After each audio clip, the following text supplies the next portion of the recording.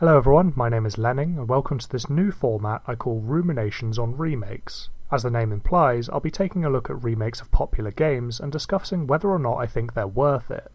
The first game I'll be looking at is Fable Anniversary, so let's get started.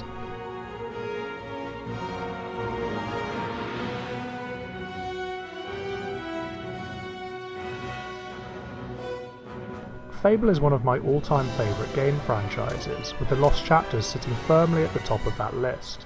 I have extremely fond memories of this game, and I think the main reason for this is that I knew nothing about it when I first played it. Peter Molyneux, the creator of Fable and ex-Lionhead director, is infamous for not being able to keep his mouth shut about the games he's developing, and as such, has on many occasions promised the world and failed to deliver on those promises. The Lost Chapters came out in 2004, and I was immediately hooked by its visual design, story, and characters. It still keeps me coming back to this day. It's even a self-held tradition that I play the Lost Chapters every New Year's Eve. But I digress, we're here to talk about the remake. Fable Anniversary was released on the Xbox 360 in February 2014, with a PC port released later that year. I was excited to see one of my favourite games get a remaster, and was even one of the ones who signed the petition to get the PC port. When the game came out, I picked it up on Steam, and it replaced The Lost Chapters as my Fable go-to for a while. Recently, however, I wanted to do my own comparison, so I did one playthrough on Lost Chapters, and one on Anniversary. From the main menu screen, you can see there have been huge improvements to navigation and menuing, and there are no compatibility issues with newer hardware. A difficulty setting has also been added, allowing Fable to become more challenging for veteran players. The major difference with this new setting is that resurrection files no longer exist and health potions are a lot more scarce. I think this is something that Fable needed, as the game was often way too easy, even for new players. There are a few points about the graphics that need to be brought up here. First of all, the protagonist model looks a lot worse in Anniversary than it did in Lost Chapters. There is something about it that just looks off compared to the almost cartoony style of the original. There is only one model in the entire game that was actually improved in my opinion, and that is Whisper. At numerous points in Anniversary, the game can't keep up with the rendering, and for a second or so at the beginning of a scene, the models all look like they're made of Play-Doh. This is a huge problem, and it never happened in Lost Chapters. On the point of character models, with the new graphics, the models just aren't as well defined as they were before. The original style was very close to cel shading, and I don't know why they didn't stick with it. The Borderlands series has more than proven that cel shading in modern games can look damn good. There are other, more obscure parts that somehow look worse for no viable reason. In the Circle of the Dead, the skulls that appear as you unlock the secret path to Bargate Prison somehow look worse than they did in the original. How can a game that was supposed to be a graphical improvement take such a large leap backwards? Secondly, all of the animations and voices have remained the same. There were no improvements made, and it seems as though the models were just placed over the old skeletons. There were numerous little bugs throughout Anniversary that didn't show up in Lost Chapters as well. For example, in some cutscenes, the mouth of whoever was talking would stop moving randomly, making it seem like someone else may be talking. This included demon doors. Another problem with the cutscenes that persists from Lost Chapters is the camera angle being too low for the hero. Far too many times the camera would be focused on my hero's chest or neck. All you would need to do to fix this is attach the camera to the hero's head. While this is a little more resource hungry, it would improve the game massively. While we're on cutscenes, the first part of the scene in the warden's office seems to have been cut. Why? It's even there in the game files, but for some reason just doesn't play. This just ruins the scene. The joke was that you think you're going to be tortured, but actually you listen to poetry. With the beginning missing, the context of the second part is gone, and so it would just leave players a bit confused as to what's going on. Furthermore, in the Chamber of Fate cutscenes, the music from the area you were in would continue to play over the top of the cutscene's music, completely killing the mood it was trying to set. Torture. The ancient noble blood in his veins, the power of the guild, none of it... The music in the arena is completely broken too. In Lost Chapters there is a short trumpet piece that plays as you enter the arena. In Anniversary, this 3-second tune plays over and over again as the announcer speaks, and it continues to play every time he speaks afterwards. Thirdly, Clipping has been a massive issue with the Fable games, and Lost Chapters is just as guilty of this. All armours have clipping issues with weapons and body parts, most notably the plate armour pauldrons. I have done a little 3D modelling in my time, and it doesn't take much to give an object collision properties. I understand that there probably had to be some clipping somewhere, but maybe the animations should have been built around the main character wearing huge armour sets. Another clipping problem was with the bow.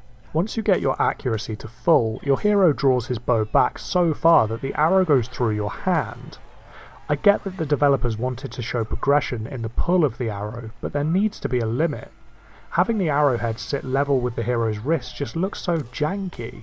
I'm just glad that the only bow worth having hides this. These are all things that shouldn't have made it past QA, but the story is much the same everywhere. Game developers simply don't care about PC ports, and so they are often rushed or unfinished. Something else that bothered me was the length of the loading screens between areas. While I agree that the area should take longer to load because it now is more resource hungry, the animated loading screens were unnecessary and probably just added to the already lengthy load times.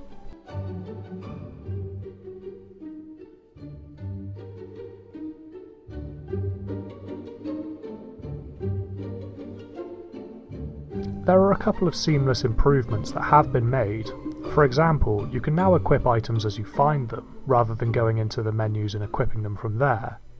Hair physics seem to have been entirely removed, as the physics engine from Lost Chapters couldn't really deal with it. It is now easier to stab enemies that are on the ground, as before it could be hard to target them. While these are all improvements that were needed, one of them in particular seems very lazy. Hair physics in Lost Chapters were broken as all hell, but rather than fixing the problem, the developers simply made it irrelevant by removing any trace of them. While, yes, this does make the game look better, I feel that they took a real shortcut with this, and it just solidifies my suspicion that Anniversary is simply a reskin. I mentioned earlier that the menus in Anniversary are much better than in Lost Chapters, and while I stand by this point, it comes with a condition. You must be using a controller. Again, because this is a console port, the menus were designed for the console, and so using a keyboard and mouse makes it very clumsy. This comes with its own problems though. When buying and selling, everything has now been separated into side-scrolling menus. When using the controller, you must go through menu 1 and 2 to reach 3, but if menu 2 is empty, it can't be selected, and if it can't be selected, it can't be scrolled through. This means if you're using a controller, you can't get to the last menu in a shop unless you switch to the keyboard. I can't speak for the console version as I've only played on the PC, but this is completely unacceptable. In the Lost Chapters, if a selection of a shop had nothing in it, you simply couldn't open it. It could still be selected and passed over. A couple of the quests seem to have been broken in Transition 2. For starters, the Trader Escort quest has a bug that causes the traders to not move through an area with you. While this does make the quest easier, it ruins the challenge of it. The chicken kicking minigame is also broken. The lines of the score grid seem to be misaligned, meaning you can clearly score 100 points but only be awarded with 50.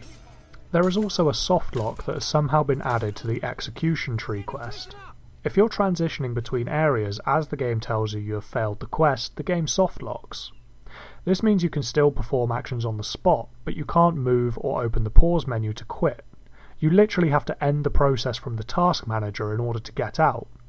Thankfully, Anniversary saves every time you enter an area or start a quest, so I didn't lose any progress. But still. Let's take a quick break to discuss the difference between a remake and a remaster. Firstly, remake. To make something again or differently. This implies that changes will be made the second time around, or it will remain the same, and as we have seen, a lot has changed between the Lost Chapters and Anniversary. This includes, but is not limited to, the change in UI, menus, and the addition of new armours and weapons. Secondly, remaster. To make a new master of the original, typically to improve the quality. So in this instance, nothing from the original is changed, it's simply made to a higher quality. If we look at Fable Anniversary as a remaster, you can see that aside from the superficial changes, it is much the same game. No new quests were added, and the story has remained unchanged. So, is Fable Anniversary a remake or a remaster? Well, why not both?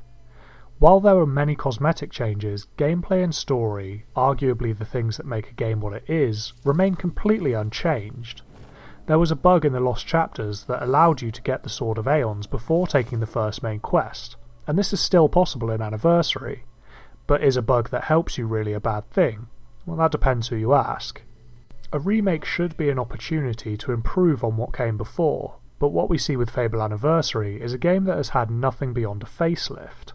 All of the bugs remain from the first game. The only ones that were removed were those involving hero saving. In the Lost Chapters there were two types of save states, hero save and world save. World save was a regular save state that recorded where you were and what you had. Hero saving did the same thing, except it did it during quests. When a hero save was loaded, it would put you back to the beginning of that quest with everything you had when you saved, meaning you could exploit it to get multiple silver keys or reverse your age back down to 18. The only thing that was really lost was being able to revert your age. Grabbing the Sword of Aeons or beating Lady Grey for infinite evil points and might experience still exists. So maybe Anniversary is neither a remake nor a remaster. Maybe it's something different.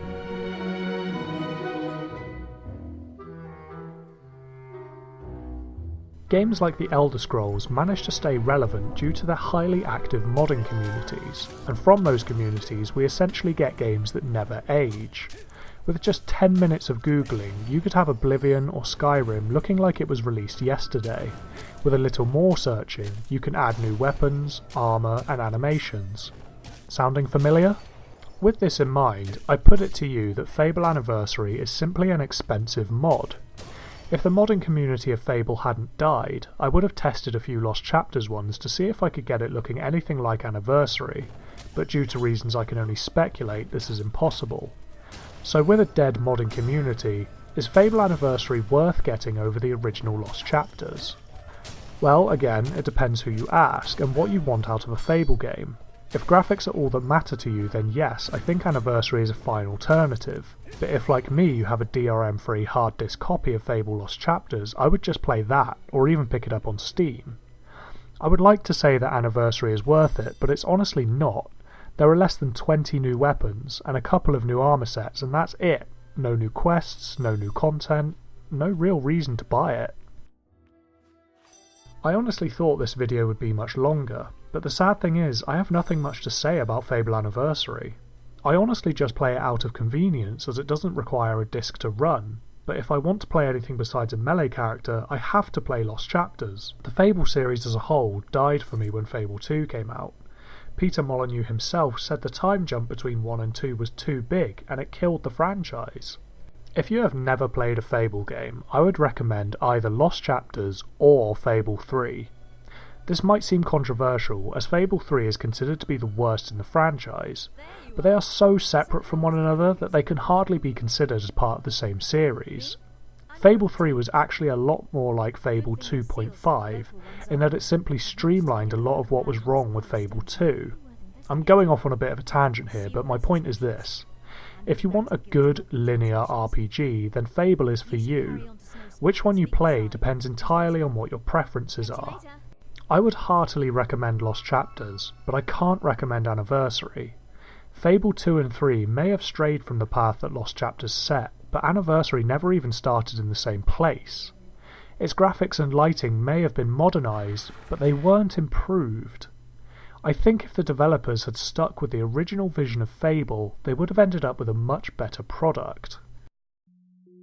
So, was Fable Anniversary worth it? Well, no. As Christopher Nolan put it, you either die a hero or live long enough to see yourself become the villain. And the same can be said for video game franchises. Sometimes developers just need to let the series die. Look at the Assassin's Creed series. That game has been coming out every year for, 10 years now? And the Call of Duty series, that game has been coming out every year for a long time. Call of Duty 1, 2, 3 and 4, those were the good ones. Modern Warfare 2 as well, apparently, I haven't actually played it. But sometimes you just need to let something die. Like, finish it off. Let it just finish.